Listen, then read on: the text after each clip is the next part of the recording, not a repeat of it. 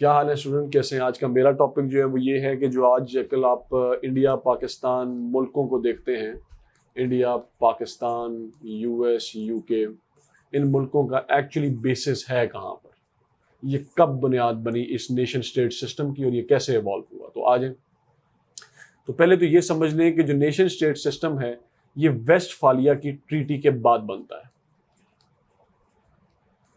لیکن اس ٹریٹی سے پہلے کیا ہوتا تھا؟ اس سے پہلے ہولی رومن امپائر یورپ میں ہوتی تھی۔ انفارچونیٹلی ہم جو بھی کنٹمپریری ہسٹری کے اندر انالیسس کرتے ہیں اس میں ایک یورپین پرسپیکٹو ہوتا ہے، یہ ایک علیحدہ ڈیبیٹ ہے، لیکن ہم یورپ کو دیکھیں گے تو یورپ کے اندر ایک رومن امپائر تھی، اور اس رومن امپائر کے اندر دو ایلیمنٹس تھے، ایک وہ ہولی تھی اور ایک وہ رومن امپائر تھی۔ مطلب ایک ان کا چرچ ہوتا تھا اور اس چرچ کی بنیاد کے اوپر تمام، مطلب وہ چرچ ہائر اتھارٹی ہوتی تھی اور تمام کنگ جو تھے وہ اس کی بات مانتے تھے۔ Therefore unified on the basis of religion، religion کی بنیاد کے اوپر یونیفائڈ تھے۔ اب نتیجہ کیا ہوا کہ 30 years وار ہو گئی، 30 سالہ جنگ ہو گئی۔ 30 سالہ جنگ کا مطلب یہ نہیں ہے کہ ہر روز جنگ ہو رہی ہوتی تھی، 30 سالہ جنگ کا مطلب یہ ہے کہ 30 سال یورپ اسٹیٹ آف وار کے اندر رہا۔ کیوں؟ کیونکہ پروٹیسٹنٹ اور کیتھولک ایک دوسرے کے ساتھ لڑنے لگ گئے۔ یہ بالکل اسی طرح جس طرح شیعہ سنی کا تضاد ہے آپس میں، لیکن یہ لڑائی تو ریلیجن کی بنیاد پہ شروع ہوئی تھی، لیکن ایٹ دی اینڈ یہ ریال پالیٹکس کے اندر کنورٹ ہو گئی۔ مطلب ایک دوسرے کو امپاور کرنے کی یا ڈرانے دھمکانے کی یا سپریس کرنے کی گیم بن گئی۔ تو ہم نے دیکھا کیا؟ ہم نے دیکھا کہ چرچ بریک اپ ہو گیا، چرچ کی اتھارٹی کو بریک اپ کر دیا گیا۔ 30 سالہ جنگ جو تھی اس میں سیلف اسرٹیو سٹیٹس آ گئی۔ پہلے تو یہ پروٹیسٹنٹس کے ساتھ مل کے کیتھولک کو ہرا رہے تھے، بعد میں پروٹیسٹنٹس کیتھولک کے ساتھ مل کے پروٹیسٹنٹس کو ہرانے لگ گئے۔ تو ہر کنگ جو تھا، سٹیٹس نہیں، سیلف اسرٹیو کنگز آگے جو اپنے آپ کو اسرٹ کرتے تھے کہ جی ہماری سب سے زیادہ طاقت ہو جائے، اور جب وہ سب سے زیادہ طاقت کو پانے کی کوشش کرتے تو کیا ہوتا ہے؟ اس کے نتیجے میں ہیجمنی کریٹ ہوتی ہے۔ ہیجمنی کہتے ہیں کہ ایک ملک دوسرے ملک کو اوور پاور کرنے کی کوشش کریں۔ تو ہیجمنی کرنا شروع ہو گئے، ہیجمنی ہو گئی ڈسپائٹ یہ کہ یہ ایک ریلیجس نیچر کی وار تھی، اور جب ہیجمنی کامیاب نہیں ہو سکی تو اس کے نتیجے میں ٹریٹی آف ویسٹ فالیہ کر لیا، اور ٹریٹی آف ویسٹ فالیہ کا جو نتیجہ تھا یعنی اس سے ماڈرن اسٹیٹ ایوالو ہوتی ہے۔ وہ کیسے ہوتی ہے؟ آئے ہم اس کو پڑھتے ہیں۔ تو آرڈر کو مینٹین کرنے کے لیے ٹریٹی آف ویسٹ فالیہ کے اندر جو ایگریمنٹ کیا گیا، اس کے اندر 4 ایلیمنٹس تھے، ایک 5واں سب ایلیمنٹ تھا۔ ایلیمنٹ نمبر 1 تھا ٹیریٹوریلٹی کا، مطلب یہ کہ ہر کنگ کا ایک ایریا ہوگا۔ اس سے پہلے کنگ کیا کرتے تھے؟ کنگ اپنے ساتھ نام یوز کرتے تھے، کنگ آف آل ریلمز، مطلب وہ ہر ایک کنگ اپنے آپ کو پوری دنیا کا کنگ سمجھتا تھا، وہ کسی دوسرے کو کنگ ماننے کے لیے ایکسیپٹ نہیں کرتا تھا۔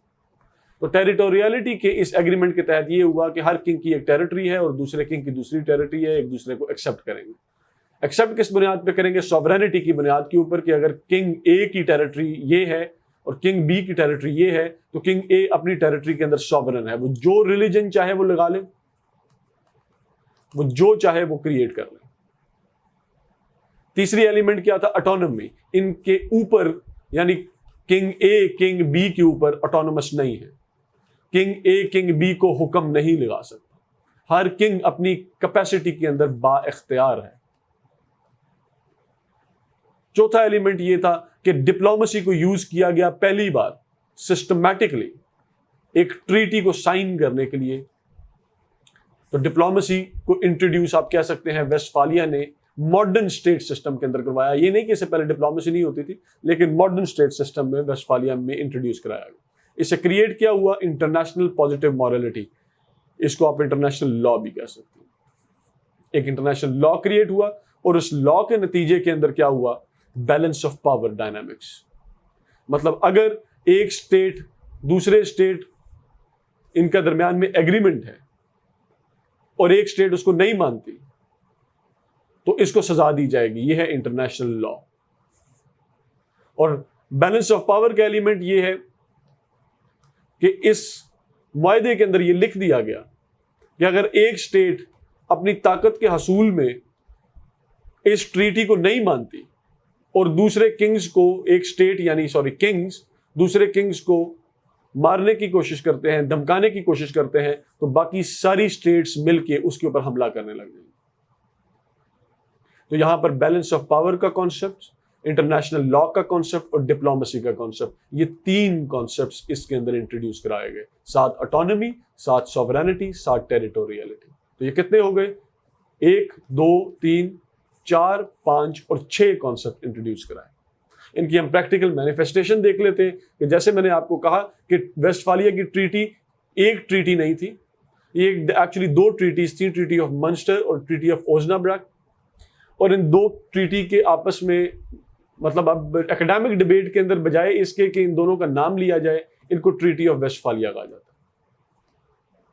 اس میں ٹیریٹوریل ڈویژن کی جو بات ہے وہ بالکل اسی لائن پہ ٹیریٹری کو ڈیوائڈ کیا گیا جس پہ آج ماڈرن اسٹیٹ کو ڈیوائڈ کیا جاتا ہے, یعنی ذات, ریلیجن, کلچر, لینگویج کی بنیاد کے اوپر. جس طرح ریڈ کلف کمیشن کے اندر کیا گیا پاکستان انڈیا کو, ٹریٹی آف لوزین اور ٹریٹی آف سیورس کے اندر آٹومن امپائر کو توڑ کے رکھ دیا گیا کہ عربیوں کو عرب سعودی عربیہ دے دیا گیا, ترکیوں کو ترکی بنا دیا گیا, فلسطینیوں کو فلسطین بنا دیا گیا, اور اسی طریقے سے عراق کو عراق بنا دیا گیا, ایران کو ایران بنا دیا گیا. ایران کیا ہے اپنی کیپیسٹی ایگزسٹ کرتی تھی. پھر جو سوورینٹی کا ہے ایلیمنٹ, اس کو آپ دیکھتے ہیں یونائٹڈ نیشن کے آرٹیکل 1, سارک کے آرٹیکل 2, ایسٹیور کے آرٹیکل 9 اور انڈس واٹر ٹریٹی کے اندر یہ ڈال دیا گیا کہ ہر ملک سوورن ہے, اگر وہ ان ٹریٹی کو ایکسیپٹ کرنا چاہے تو کر سکتا ہے, اگر وہ اس کو سائن نہیں کرنا چاہے تو وہ نہ کرے سائن. کوئی ہائر اتھارٹی کسی ملک کو فورس نہیں کر سکتی کہ وہ کسی ٹریٹی کو سائن کرے. تیسرا ایلیمنٹ کیا ہے؟ تیسرا ایلیمنٹ یہ ہے کہ انٹرنیشنل پازیٹیو مورالٹی یعنی انٹرنیشنل لا کریٹ کیا گیا. اسی کی بنیاد کے اوپر آپ آج کل ICJ international court of justice کو دیکھتے ہیں, جس میں کلبھوشن یادو کا کیس بھی جو ہے وہ ڈسکس ہوا. United Nation laws of seas create ہوئے. یہ جو ٹریٹیز ہیں, یہ جو United Nation laws of seas, یہ جنیوا کنونشن, یہ ٹریٹیز اور یہ انٹرنیشنل لا, یہ انہی لائنز پہ بنا جس پہ ویسٹ فالیا کا ایگریمنٹ ہوا تھا. اس کے بعد آپ دیکھتے ہیں جیسے ہم نے بتایا کہ ڈپلومیسی کو پروان دیا, یعنی ماڈرن ڈپلومیسی کی بنیاد ویسٹ فالیا کے اندر ہے. تو آپ وہ دیکھتے ہیں کہ یونائٹڈ نیشن ایک لارجسٹ فورم ہے کولیبوریشن کا اور ڈپلومیٹک مینوورز کا. یہ اس کی ماڈرن مینیفیسٹیشن ویسٹ فالیا کی ٹریٹی. اور پھر بیلنس آف پاور کا جو کانسیپٹ تھا کہ ایک ملک اگر اپنے طاقت کے حصول کے اندر بڑھتا جائے گا, کسی دوسرے ملک کے ساتھ مل کے اوور آل ڈومینیٹ کرنے کی کوشش کرے گا تو باقی ملک اس کے خلاف اکٹھے ہو جائیں گے. یہ آپ دیکھتے ہیں اس کی پریکٹیکل مینیفیسٹیشن آپ کہاں پہ دیکھتے ہیں؟ مڈل ایسٹ میں دیکھتے ہیں, رشیا, ٹرکی اگینسٹ ورسز کس کے؟ EU اینڈ US کے.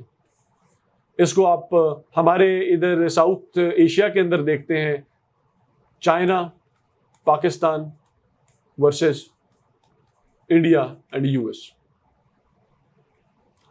تو اس طریقے سے آپ یہ یاد رکھیں, یہ سوال بھی آیا تھا اسٹوڈنٹس, اور ویسٹ فالیا سے ریلیٹڈ یہ سوال اس سے پہلے انٹرنیشنل ریلیشنز کے اندر بھی آتا رہا ہے.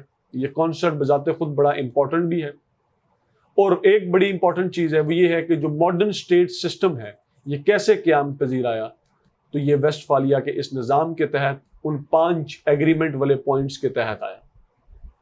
جنرلی وہ 6 لیکن وہ 5 ایگریمنٹ کے جو پوائنٹس تھے ان کی بنیاد کے اوپر آج پاکستان اپنے آپ کو ایک اسٹیٹ کہتا ہے, انڈیا کہتا ہے, US کہتا ہے اور UK کہتا ہے.